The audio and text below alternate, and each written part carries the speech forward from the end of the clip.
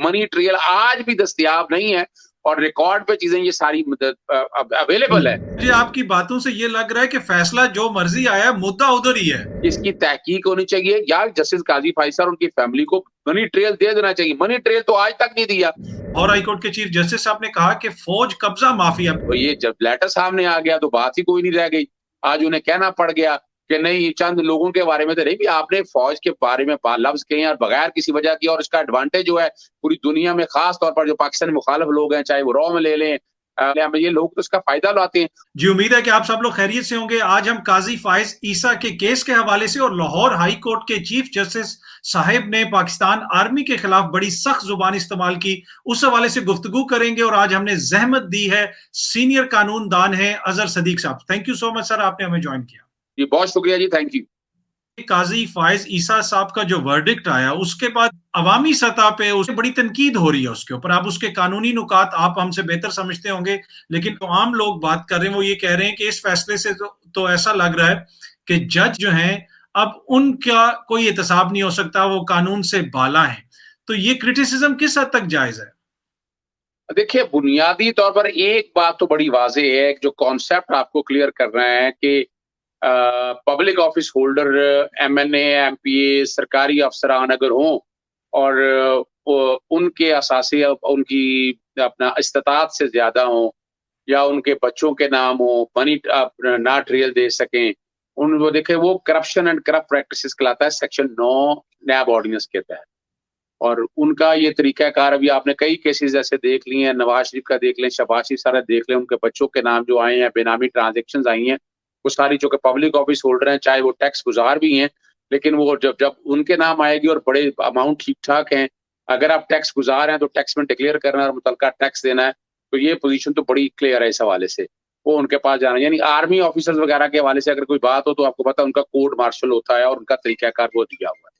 इसी तरह यहाँ जो अब अगर बात आप अगर आए, आप इस कॉन्टेक्स्ट में अगर देखें यहाँ जजेस के कॉन्टेक्स्ट में, तो आर्टिकल 209 ये जजेस के एहतसाब की बात करता है और जजेस के मिसकंडक्ट के कॉन्टेक्स्ट में देखिए, अदलिया की आज़ादी को यकीनी बनाने के लिए रखा हुआ। तो जो पैरामीटर्स आपने नैब ऑर्डिनेंस के अंदर रखे हुए हैं, वही पैरामीटर यहाँ आएंगे। और जो लार्जर बेंच ने जब फैसला दिया था तो उन्होंने कहा था कि जजेस जो हैं ये पब्लिक ऑफिस होल्डर हैं और इनका एहतसाब भी उस पैरामीटर के मुताबिक होगा। दूसरा बड़ी सीधी सी बात है, प्रेसिडेंट ने अगर रेफरेंस भेज दिया, उस रेफरेंस में कोई इरेगुलरिटीज हो गई, तो जो जुर्म किया होगा, जो फौजदारी जुर्म होगा, वो खत्म नहीं हो जाता। एक सिंपल सी मिसाल मैं यूं दे देता हूँ कि अजहर सिद्दीक टैक्स गुजार है, वो टैक्स देता है, साथ एमएनए बन जाता है, तो कुछ जायदादें जो है ना, बीवी बच्चों के नाम पर, मेरी बीवी भी टैक्स देती है, उनके नाम भी आ गई है और वो टैक्स देती हैं, लेकिन वो जो जायदादें आई हैं वो टैक्स रिटर्न में दी नहीं हुई, डिक्लेयर नहीं की हुई आपने। तो वो जो असासे कहलाएंगे पब्लिक ऑफिस होल्डर का, जो कि उन अगर वो टैक्स देंगी तो वो डिक्लेयर कर देगी, टैक्स नहीं दिया, डिक्लेयर नहीं किया, इसका मतलब वो पैसे वो असासे उनके नहीं है, वो कहीं और से बनाए हैं। टैक्स चोरी तो नहीं मैं कह सकता उसको, जो भी शक्ल देंगे तो वो पब्लिक ऑफिस होल्डर के ना मेरे नाम पर आएंगे, क्यों भी ले लें मिसाल अगर। दूसरी बात ये है कि जस्टिस काजी फाइसा का जब ये केस चल रहा था तो वो उन्होंने जब कहा, जब चैलेंज किया, उन्होंने कहा असासे मेरे तो है नहीं, मेरी बीवी बच्चों, बीवी उनसे पूछे। तो एक दिन बाकायदा उनकी बीवी भी आ गई, वीडियो कॉन्फ्रेंस पे आ गई, आकर उन्होंने खुद बताया कि ये हैं वो जराए, पता लगा ये वो जराए हैं। तो अदालत के सामने जब आया, अदालत ने कहा कि ये टेक्निकलिटीज तो हम है नहीं, ये असासे इनके हैं या इनकी हैं, ये कोई एक फोरम डिटर्मिन करे। और फोरम उन्होंने एफबीआर के पास भी कोई ऐसी लीगैलिटी थी इस ऑर्डर के अंदर, कोई उनके अगेंस्ट कोई क्रिमिनलिटी का एलिमेंट नहीं आ रहा था। वो तहकीक के अंदर जब वो आया तो वो मनी यानी फॉरेन करेंसी अकाउंट में पैसे तो थे, लेकिन वो पैसा कहाँ से आया था, कहा गया जरिए आमदन से, तो जरिए आमदन डिक्लेयर नहीं की थी, जरिए आमदन पे अपना रेलेवेंट टैक्स नहीं दिया था, अगर प्रॉपर्टी बेची थी वो नहीं था, और आपने वेल्थ स्टेटमेंट के अंदर डिक्लेयर नहीं किया, 2004 में भी डिक्लेयर नहीं किया, 3 में या 2004 में, 2013 या 2014 में जब वो चीफ जस्टिस बलूचिस्तान हाईकोर्ट बन चुके थे तब भी डिक्लेयर नहीं किया। अब ये चीजें सारी आ गई। शुरू में कहा गया कि सारी जायदादें, अब यानी शुरू में कहा गया एक जायदाद उनकी है, बाकी जायदाद 50% बाकी बच्चों की है। बाद में फिर वो बयान बदल लिया और वो इनकम टैक्स के रिकॉर्ड के अंदर मौजूद है कि वो वहां भी नहीं था। वो बाद में फिर 100% कह दिया, 6.5 करोड़ से को 10 करोड़ के करीब चलेगी। अब ये वो सारी चीजें जो इस रिपोर्ट पे रिकॉर्ड पे पहले कह के मंगवाई और फिर रिकॉर्ड पे आने नहीं दी, उस रिकॉर्ड को ना पढ़ा जाए, ना किया जाए, ना कुछ ना किया जाए, ये सारा हमने देखा। फिर 3 सवाल जब उनसे पूछे कि मनी, और फिर इसी रिपोर्ट के अंदर आ गया कि जस्टिस काजी फायसा और मिसेस सरीना ईसा का एमसीबी में एक अकाउंट है, वो अकाउंट डिक्लेयर नहीं किया, और ज्वाइंट अकाउंट के हवाले से ये चीज भी सारी आपके सामने आ गई। तो असूली तौर पर वो मनी ट्रेल आज भी दस्तयाब नहीं है और रिकॉर्ड पे चीजें ये सारी अवेलेबल है। अब अगला सवाल जो आप पूछना चाहेंगे, मैं पहले ही वो बता देता हूँ आपको कि अब क्या होगा। मैं वो पूछ लेता हूँ कि मुझे आपकी बातों से ये लग रहा है कि फैसला जो मर्जी आया, मुद्दा उधर ही है, जो एक्चुअल चीज है, प्रॉब्लमेटिक चीज है, वो सवालात उधर के उधर ही हैं। ये बिल्कुल आपने वजह फरमाया है, आप जेहन में रख लें। मिसाल सदर का अगर टेक्निकलिटीज भी है तो वो बात खत्म होगी, एफबीआर की रिपोर्ट भी खत्म कर दें, लेकिन जो प्रॉपर्टीज हैं, वो मनी ट्रेल है, वो तो दे रहा है आपको, और वो देने के लिए आपके पास 2 इदारे मौजूद हैं। यानी या तो आप आर्टिकल 209 के तहत फैक्ट फाइंडिंग की इंक्वायरी होगी, ट्रायल चलेगा, वहां वजाहत देंगे, नहीं तो फिर नैब है। यानी किसी एक को तो आपको अकाउंटेबिलिटी करनी है ना। और सदर पाकिस्तान मेरी जाती राय के मुताबिक आज भी नया रेफरेंस फाइल कर सकते हैं, इन चीजों को छोड़कर, उन टेक्निकल्स को सामने रख के नया फौजदारी पर्चा, यानी खत्म नहीं हो जाता, दरखास्त खत्म नहीं हो जाती, याद रखिएगा। फौजदारी जुर्म के हवाले से दरखास्त दोबारा दे दें, दरखास्त में गलती आ गई है, करेक्शन लगा के दोबारा दे दें आप, तो उसमें पर्चा हो जाएगा। तो यहाँ बुनियादी। और दूसरी बात बड़ी सीधी सी है, कोई भी एक आम आदमी सुप्रीम कोर्ट काउंसिल में दरखास्त दे सकता है, सुप्रीम कोर्ट काउंसिल का इख्तियार है। ये छोड़ दें इनको, एफबीआर की रिपोर्ट को भी छोड़ दें, इसकी तहकीक होनी चाहिए, या जस्टिस काजी फायसा और उनकी फैमिली को मनी ट्रेल दे देना चाहिए। मनी ट्रेल तो आज तक नहीं दिया, मुद्दा आज भी वहीं खड़ा है। उसको एक्सप्लेन इन्होंने जब से रेफरेंस फाइल आया 2019 से नहीं किया, कभी इधर की बातें कर दी, कभी सदारती रेफरेंस की कॉपियां नहीं दी, वो मामला लेके आ गए, फिर वो खत लिख दिया सदर को, फिर जब वो फैसला आ गया, नजरसानी दायर करके कहा वही बेंच सुने, लार्जर बेंच आए, वो लार्जर बेंच में आ गया मामला, फिर कहा गया लाइव कवरेज दिखानी है। अब आपके सामने मौजूद है, असल मुद्दा उन्होंने एक्सप्लेन नहीं किया। ठीक। अच्छा, इसमें एक और चीज भी है कि जिस तरह काजी साहब का रेफरेंस भेजा गया था सुप्रीम जुडिशल काउंसिल को, माजी में हमने देखा इफ्तिखार चौधरी साहब ने काजी साहब का तैनाती की थी बलोचिस्तान हाई कोर्ट में, और काजी साहब यकीनन एक काबिल जज हैं, काबिल कानूनदान है, इसी वजह से उनको बराह रास्त चीफ जस्टिस लगाया गया था बलोचिस्तान हाई कोर्ट का। तो वो एक तजर्बाकार जज हैं, वो सारे मामलात को समझते हैं। लेकिन इफ्तिखार चौधरी साहब के केस में भी यही हमने देखा, काजी साहब के केस में भी हमने यही देखा कि जो जज साहिबान हैं वो अपने कोलीग्स, अपने जो उनके भाई हैं जज, उनके सामने भी वो कोई वजाहत देने के लिए तैयार नहीं है। तो या तो हो ना कि एफआईए के हवाले केस किया हो, ये कहा है कि सुप्रीम जुडिशल काउंसिल जहां पे सीनियर मोस्ट जज साहिबान बैठेंगे, उनके सामने आप वजाहत दे दें और अपने आप को क्लियर कर लें। तो ये रिलक्टेंस क्यों है, और सुप्रीम जुडिशल काउंसिल एक तरह से आप रिडंडेंट हो गई है। देखिए, इस केस में तो लगता है जैसे जैसे रिटर्डेंसी हो गई है, ये एक इंक्वायरी करने का इख्तियार मौजूद है। सुप्रीम जुडिशल काउंसिल एक कॉन्स्टिट्यूशनल बॉडी है और उसने ये काम देखने हैं। इवन सुप्रीम कोर्ट भी उसको नहीं रोक सकती इस कॉन्टेक्स्ट में, यहाँ बड़ी वाजी है।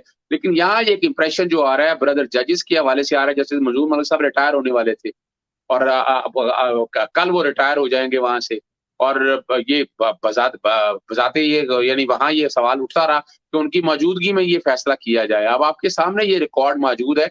बात बड़ी सीधी सी है कि यहाँ उसकी एक्सप्लेनेशन होनी है, सुप्रीम जुडिशल काउंसिल को इस बात की इंक्वायरी करनी चाहिए, इन्वेस्टिगेशन करनी चाहिए, सारी तहकीक करके ये सारी चीजें सामने आ जाएं।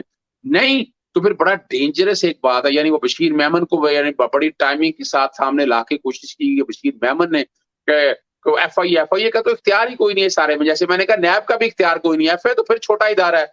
अगर करप्शन और करप्ट प्रैक्टिसेस के हवाले से अगर किसी इदारे ने अगर एंटी ग्राफ बॉडी अगर कोई है तो वो नैब का था, अगर करनी चाहिए थी तो नैब को इंक्वायरी करनी चाहिए थी। नैब ने तो इंक्वायरी कोई ऐसी की नहीं है।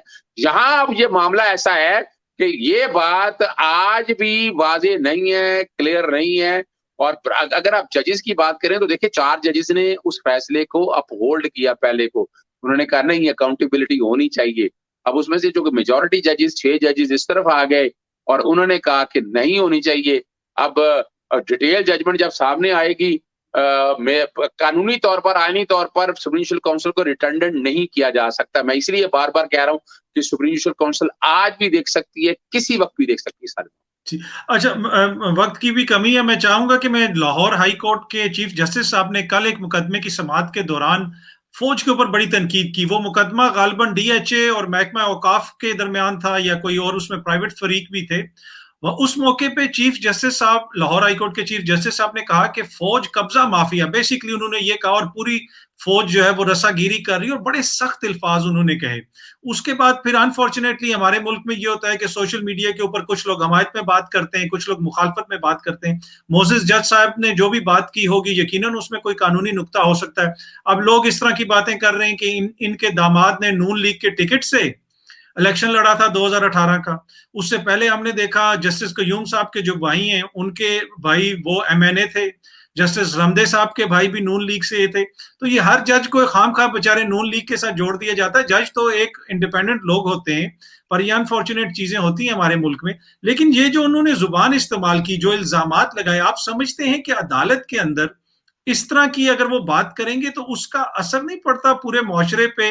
और लोग तो वही समझेंगे कि ये फैसला आ गया है, पाकिस्तान की आर्मी कब्जा माफिया है। देखिए, ये बड़ी ज़बरदस्त बात आपने की है, राइट टू फेयर ट्रायल आ चुका आर्टिकल 10 में। पहले तो बता दूँ जो अल्फ़ाज़ उनके कल से जजेस स्पीक थ्रू देयर जजमेंट। एक प्रिंसिपल है जुडिशियल ओवररीच, जुडिशियल रिस्ट्रेंट। ये जुडिशियल ओवररीच थी, जुडिशियल रिस्ट्रेंट को वायलेट किया गया था। अब जो बातें भी हैं, जब तक आप तय ना कर लें, आप किसी के बारे में कैसे कह सकते हैं वो रस्सागीर है, कब्ज़ा है, जब तक आप एडजुडिकेशन तो हुई नहीं है। और ये मेरे हाथ में लेटर मौजूद है 1 फरवरी 2016 का। और इस लेटर में registrar Lahore high court DCO को लिख रहे हैं कि 50 कनाल की लैंड आप ये आपस में एक्सचेंज हुई थी। और ये मौजा संगतपुरा की लैंड थी, और उसकी जगह डिफेंस को 65 कनाल मौजा फुलरवान में म्यूटेट करने का कहा था। तो ये तो आज जब केस लगा तो आज उनके पास ये जब लेटर सामने आ गया तो बात ही कोई नहीं रह गई। आज उन्हें कहना पड़ गया कि नहीं, चंद लोगों के बारे में तो नहीं, भी आपने फौज के बारे में लफ्ज कहे और बगैर किसी वजह की, और इसका एडवांटेज जो है पूरी दुनिया में, खास तौर पर जो पाकिस्तानी मुखालिफ लोग हैं, चाहे वो रॉ में ले लें, अपना सीआईए में ले लें, एनडीएस में ले लें, मोसाद में ले लें, MI5 में ले लें, ये लोग तो इसका फायदा उठाते हैं। और खास तौर पर जो पाकिस्तान के अंदर जो लोग बैठे हुए हैं, जिनका जो सो कॉल्ड लिबरल कहलाते हैं, वो भी इसका एडवांटेज लेते हैं। तो ये लफ्ज कहते हुए बड़ी एहतियात रखनी चाहिए थी। ऐसा कोई केस नहीं था, ना कोई रस्सागिरी के हवाले से, ना कोई कब्जा माफिया के हवाले से। डिफेंस हाउसिंग अथॉरिटी एक इंडिपेंडेंट इदारा है, ऑर्डिनेंस से बना है, और बाकायदा इसमें कोई सर्विंग नहीं है। इसमें सिविल लोग भी मौजूद है, बाकी लोग भी मौजूद है, और हम जैसे लोग डिफेंस में रहते हैं, और सिविलियन बहुत लोग डिफेंस के अंदर रहते हैं। तो ये गैर जरूरी थे, और ये जुडिशियल ओवररीच के मामले में आते हैं। तो ये एहतियात बरतनी चाहिए थी और माजरत करनी चाहिए थी ऐसे अल्फाज के कॉन्टेक्स्ट में। ये अल्फाज किसी तरह भी काबिल कबूल नहीं है, बगैर किसी। और वैसे भी मिसाल के तौर पर यानी वो लफ्ज कह गए गिरफ्तार कर लेंगे। अब गिरफ्तार ऐसे नहीं होता है। ऑर्डर अगर आपने कोई कंटेम्प्ट की ऑर्डर की वायलेशन की है, तो कंटेम्प्ट ऑफ कोर्ट ऑर्डिनेंस के तहत बाकायदा उसका शोकाज पहले जारी होता है, वजाहत देनी होती है। वजाहत ना हो फिर ट्रायल होता है, ट्रायल के बाद सजा मिलती है। उसमें यूसुफ गिलानी का केस मशहूर बड़ा आम लोगों में हमारे सामने मौजूद है। दानियाल अजीज का, तलाल चौधरी का, निहाल हाशमी का, ये सारे। और यूसुफ गिलानी का केस तो कंटेम्प्ट का मैंने फाइल किया, यानी बाकायदा उसमें नाहली का मैंने फाइल किया था। कंटेम्प्ट में बाकायदा उनका ट्रायल चला था, तो फिर सजा हुई थी। जी। अच्छा, इसमें एक और चीज भी है ना कि पंजाब के अंदर कब्जा माफिया का इश्यू तो है। आप लाहौर के अंदर ही देख लें, खोखर पैलेस को जब मिसमार किया गया, इवन के जाती उमरा में भी कहा जाता है कि कुछ जमीन जो है वो हुकूमत पंजाब की और उस पर कब्जा हुआ है। अब ये जो सारे कब्जे हुए हैं, ये किस तरह अभी तक चल रहे हैं? इनको स्टे ऑर्डर वगैरह कहां से मिलता है? किस तरह ये इतनी देर सर्वाइव करते हैं? देखिए, बुनियादी तौर पर बड़ी ज़बरदस्त बात की। इसी मिसाल अगर मान लें, अगर मैं एक फ़र्ज़ करता हूँ, कोई कब्ज़ा माफ़िया के हवाले से अगर बात है, तो कब्ज़ा छुड़ाने का प्रोसीजर आपके यहाँ दिया हुआ है। तो यहाँ जो ऐसे जितने भी केसेज़ हैं, सारे सिविल कोर्ट में जाकर स्टे ले लेते हैं और लटकाते रहते हैं सारे काम को। अब और यानी अगर कब्ज़ा माफ़िया का ही आपने एक्शन लेना था, तो फिर सारे उठाते हैं ना, सारे मामले उठाकर ले आते। कब्ज़ा माफ़िया जितने यहाँ पर हैं, उन सब के अगेंस्ट एक्शन लें। और इसमें साबका चीफ जस्टिस मियां जस्टिस साकिब निसार साहब ने बहुत काम किया था सुप्रीम कोर्ट के जज की हैसियत से। तो अगर ये लेना था तो तरीकाकार ये लेना था, नहीं तो फिर ये इंप्रेशन देना। हमारे यहाँ कब्जा माफिया सबसे बड़ा तो ये सियासतदान है, पॉलिटिशियन है, सिविल लोग हैं सारे, जिन्होंने कब्जे किए। और इसे यहाँ फौज के हवाले से, कब्जे के हवाले से हमने तो ऐसी कुछ चीजें देखी नहीं है। डीएचए ने कानून का लेटर भी सामने आ गया कि जमीन भी एक्सचेंज कर ली है। तो ये गैर जरूरी ये सारे मामला थे। इससे अच्छा इंप्रेशन नहीं किया अदलिया की हवाले से। अजहर सदीक साहब, बहुत शुक्रिया, थैंक यू सो मच आपके टाइम का। Thank you ji.